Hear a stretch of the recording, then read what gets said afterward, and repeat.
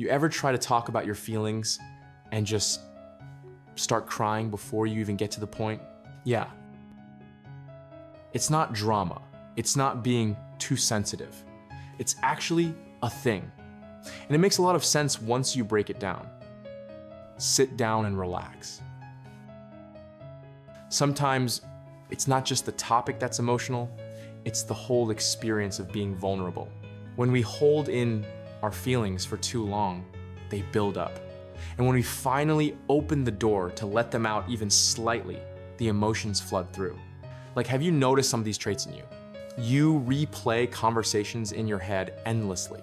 You think about what you said, how you said it, and how they reacted. One awkward moment can haunt you for days, or a small compliment can make your day. You notice things no one else seems to. The tone in someone's voice changed slightly. You caught it. A weird vibe in the room. You feel it before anyone says anything. You're constantly reading the room, often before you're even aware of it. You feel others' pain like it's your own. You absorb people's moods, especially sadness, anger, or discomfort. Seeing someone cry, even a stranger, can make you emotional. Emotional reactivity, empathy. You react strongly to both positive and negative emotional content. Movies, news, or even a small compliment can move you deeply. You take criticism like a knife to the chest. You don't just hear, "You made a mistake." You hear, "You are a failure." You over-apologize, overcorrect, or shut down completely. People might say, "Don't take it personally," but you literally don't know how not to. You're way more affected by your physical environment than most people. So back to the point, like can't. Like, you try to say one honest thing and suddenly your throat closes up, your eyes start welling, and you're like, what is wrong with me? It's not just about the words you're saying. It's the buildup, the pressure, the fear of being misunderstood, or maybe even past experiences where you weren't heard. Not because you're in danger, but because it remembers times when maybe you weren't safe to share. It's our nervous system going into alert mode. A lot of us are what's called highly sensitive people. Experience this. Here are some signs of HSPs. You feel everything deeply. You get overwhelmed easily. You need time alone to recharge. Criticism feels personal. You blame yourself for everything. The little things are never little to you. You are empathic. Overthinking or ruminating on past interactions. You know, the worst part of having HSP is the secondhand embarrassment. Even movies containing embarrassment kills me. In simple terms, less stimuli cause reaction. We feel deeply, we absorb emotion fast, and our systems get overwhelmed easier than others. And when you mix all of that with years of holding things in, or not being heard when you did speak up, well, eventually your body just learns. Hey, talking about feelings, emotional overload equals cry now. There are also some types of HSPs: sensory sensitivity, emotional reactivity, social sensitivity, highly sensitive introvert, extrovert, intellectually sensitive. It's normal for HSPs to overlap types, and it's not a disorder, but a temperament trait basically, how your nervous system processes information and stimuli. Now, what all of you want to know is, what causes emotional hypersensitivity? It can come from multiple factors, and most often, it's a combination of the followings: temperament, genetics. Some people are simply born more sensitive. Unique environmental factors and interactions also modify temperament. Childhood environment. We all knew this was coming, and emotional experiences in early life can shape and even cause emotional hypersensitivity in adulthood. Childhood is when our nervous system, brain, and sense of self are developing. The brain is plastic, malleable, meaning it adapts to whatever environment it's in. When that environment is emotionally unstable, neglectful, critical, or chaotic, the child's brain may develop emotional hypersensitivity as a survival adaptation. This doesn't always require severe trauma-subtle emotional neglect, or inconsistency can be enough to cause lifelong effects. Even without conscious memory, the brain and body store emotional patterns. Attachment style. Your attachment style is the way you emotionally connect to others, how you seek closeness, handle vulnerability, respond to stress in relationships, and regulate emotions. But if your emotional needs were ignored, punished, or inconsistently met, your system may adapt by developing a disorganized attachment style. Anxious or disorganized attachment styles can make people hyper-aware of rejection or emotional shifts in relationships. Emotional hypersensitivity often goes hand in hand with fear of abandonment. Now, we also know this mental health conditions. Emotional hypersensitivity isn't always just a personality trait. In fact, it can be a core part of certain mental health conditions. For example, in borderline personality disorder, people often experience intense fears of abandonment, sudden mood swings, and strong sensitivity to rejection. With PTSD or complex PTSD, emotional triggers and flashbacks can bring up overwhelming feelings, leading to heightened reactivity. Depression and anxiety disorders can also amplify emotional reactivity, often tied to feelings of low self-worth or constant fear. The key point is emotional hypersensitivity isn't overreacting. For many, it's part of how their brain processes emotions. Emotional hypersensitivity isn't just feeling too much. It's living in a world where your emotions are constantly turned up to full volume, even when the dial looks normal to others. It can feel like your heart has no filter. Every word, silence, glance, or change in tone feels amplified. While emotional depth can be beautiful, it also means that everyday life can feel overwhelming. Relationships, work, even just existing in your own mind. Emotional hypersensitivity isn't the problem. It's a protection you don't need anymore. No one wakes up one day and decides to feel everything harder than the average person. It happens slowly, silently, often in childhood, when your nervous system starts picking up messages like, love is unpredictable. I have to be careful to not upset anyone. If I'm not perfect, I'll lose connection. My feelings aren't safe to share. So what do you do when you're small and powerless, but you still need to survive emotionally? You adapt. You feel everything. You watch everyone. You notice the shift in tone, the subtle glance, the silence that means something's wrong. You become emotionally hypersensitive, not to be dramatic, but to stay safe. The trouble comes later. The problem is, as we grow, we outgrow the environment that made this sensitivity necessary, but we don't outgrow the sensitivity itself. We carry it into adulthood like a secret armor. We read too much into texts. We take things personally. We melt down from small conflicts. We shame ourselves for being too emotional. It's exhausting and confusing because part of you knows the threat is gone, but your body hasn't gotten the memo yet. You've got an old operating system running. Let's say your emotional software got installed when you were dealing with stress, fear, or trauma. That version of you was all about survival, running on high alert, always scanning for danger, ready to protect. But now, the threat is over. The environment is different.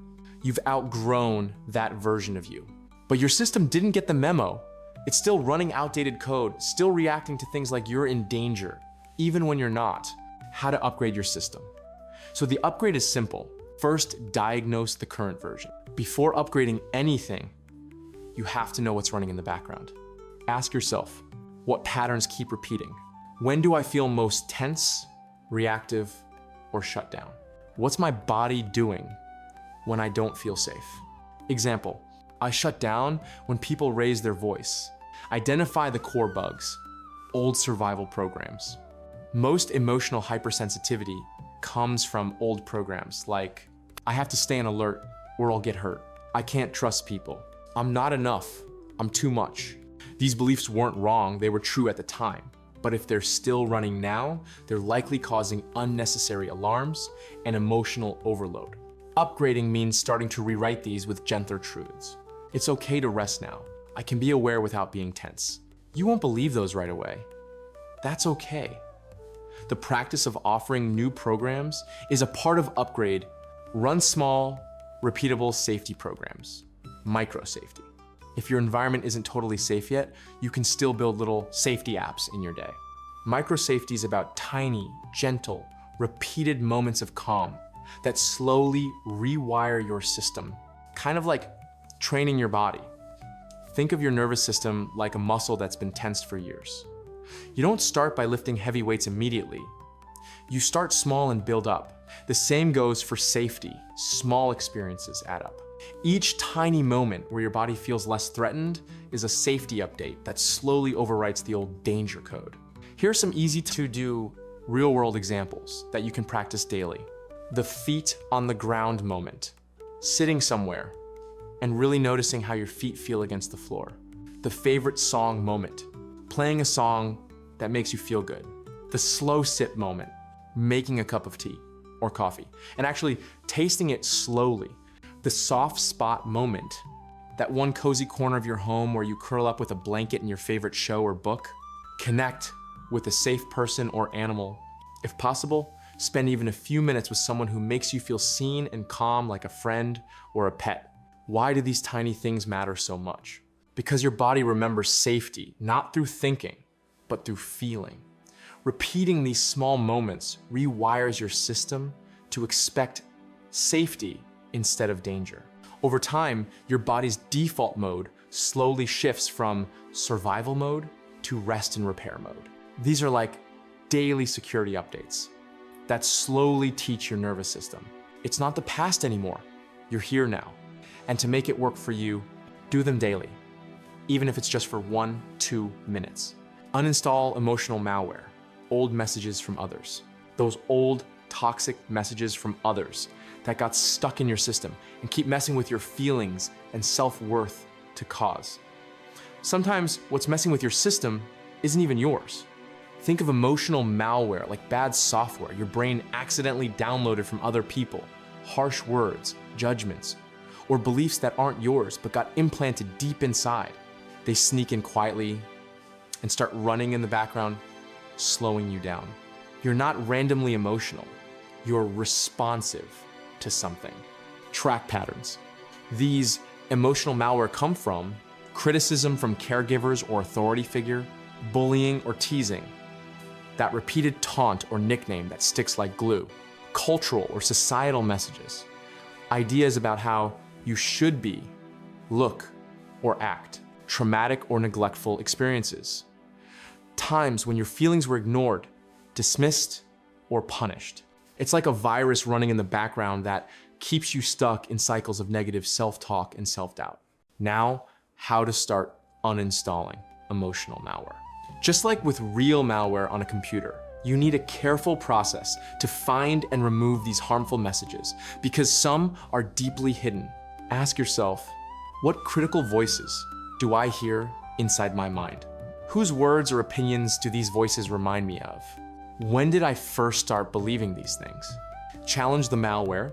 Once you've identified a harmful message, question it. Is this actually true? What evidence do I have that contradicts this message? Would I say this to a friend? If not, why say it to myself? Try rewriting the message into something kinder and more realistic. Your brain can only replace old software by running new programs over and over.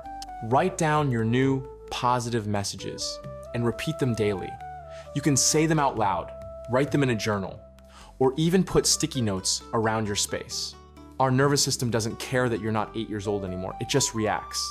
Remember, this isn't a single software update. It's a system migration, and it takes time. But every time you respond differently, even once you're telling your system, we don't live in that old house anymore. And now let's move forward to next part. Now, for some of you, here's the science side. When you're overwhelmed, your brain shifts into survival mode, triggering your fight, flight, or freeze response. Remember, crying is one of the body's ways to regulate. It's trying to calm you down, to signal that something matters deeply, and to ask for connection or support. Sometimes crying is the expression. It's your body doing what words can't. It's frustrating, I get it, especially when you really want to speak clearly or be taken seriously. But it's not a flaw. It's literally your system saying, this matters. So, what can you do? Before understand this, the work isn't to silence that. The work is to stabilize it, to build the muscle, to communicate through it, rather than be shut down by it. So if this is you, don't wait until your voice is perfectly steady. Start speaking anyway. Speak with the tears. Speak with the truth. The body remembers what the mind may have forgotten. So once more, how do we cope? 1, accept it. Instead of fighting it, seriously, the more you try to stop crying, the more pressure builds. Instead, just pause, breathe. Let the tears come if they need to. You can still speak through them. 2, stop seeing crying as a failure. It's communication, just not the kind we're used to. 3, say it before. This one's powerful. Just say, this is hard for me to talk about, and I might get emotional. That one line does 2 things. 1, it gives you space to feel. 2, it prepares the person listening to receive it with care. 3, practice in low-stakes moments. Journaling, voice notes, even talking to your pet. Listen, crying while expressing yourself doesn't make your words any less valid. In fact, it shows how much what you're saying means to you. You're not too emotional. You're not broken. You're just human. And feeling things deeply is not something you need to apologize for. The goal isn't to stop crying altogether. It's to feel safe enough to speak, even when your voice shakes, even when the tears come. Healing doesn't mean you never cry when you speak. It means you no longer feel shame when the tears arrive. Those tears aren't just sadness, they're the silent war inside you, between who you are and who you wish you could be. Often, they're the echo of self-hatred you've carried too long. You didn't choose to feel deeply, it's how your brain and heart are built. Fighting it is like trying to stop a river from flowing. Accepting it saves energy and lets you focus on what really matters. Think of it like, because I feel deeply, I can connect with others in ways most people can't. Embracing your sensitivity lets you be a loyal friend, a thoughtful listener, and someone people trust. And don't forget to notice what triggers strong emotions, criticism, social pressure, or certain situations. When you understand it, you can respond instead of getting swept away. It's okay to step back from people or situations that drain you. Quiet time, journaling, or a walk can recharge you without shutting off your feelings. Use it in ways that empower you. Draw, write, create, or help others. Your empathy, attention to detail, and emotional insight can guide you to do things most people can't. So feel deeply, notice fully, care fiercely. Your sensitivity isn't a weakness, it's your power. When you embrace it, you stop hiding from yourself and start living fully. And while we are at, let's talk about it.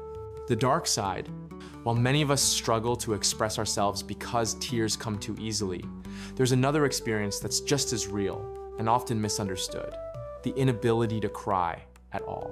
Some people feel emotionally numb, like their tears are stuck behind a locked door. In these cases, not crying doesn't mean there's no pain. It often means the pain is deeply buried or disconnected from conscious awareness.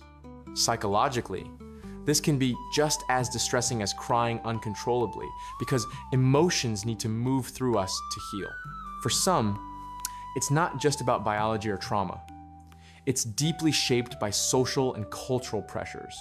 From a young age, many people, especially men, but not only men, are taught that crying is a sign of weakness or something to be ashamed of. They learn to hide their emotions, to stay strong or keep it together, no matter what. Over time, this can create a kind of emotional armor, where the body literally blocks tears and shuts down vulnerability. Even when emotions run deep inside, the social message says, don't show it. So the tears get stuck. This emotional suppression is often an unconscious survival strategy, especially in families or communities where showing emotion was punished, mocked, or ignored. But this comes with a cost. The inability to cry can lead to feeling isolated, misunderstood, or emotionally disconnected even from yourself. It's not that these people don't feel pain.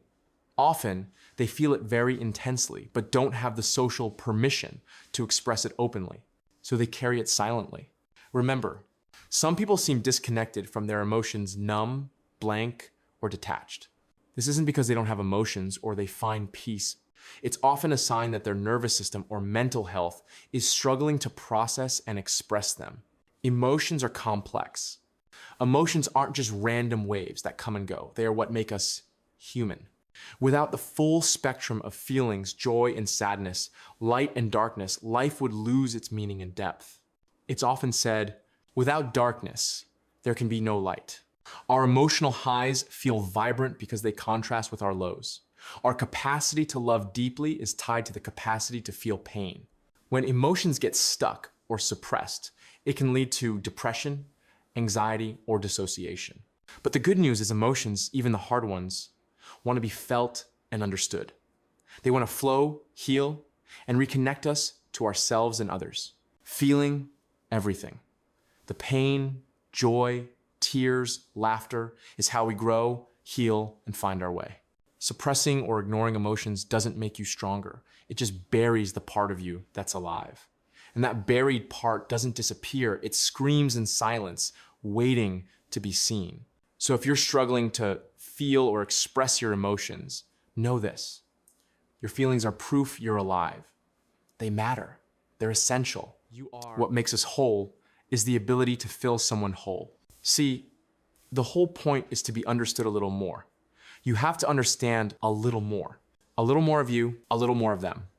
And I also believe that being an HSP is a little better for it. You don't just go through life, you experience it. A song can move you to tears. A small gesture from someone can stay with you all day. Even though it can feel intense, it means life isn't just passing you by in grayscale. You're living in full color.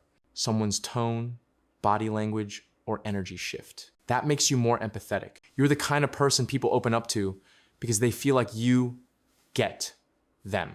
And that creates real, meaningful relationships because you want your life to mean something.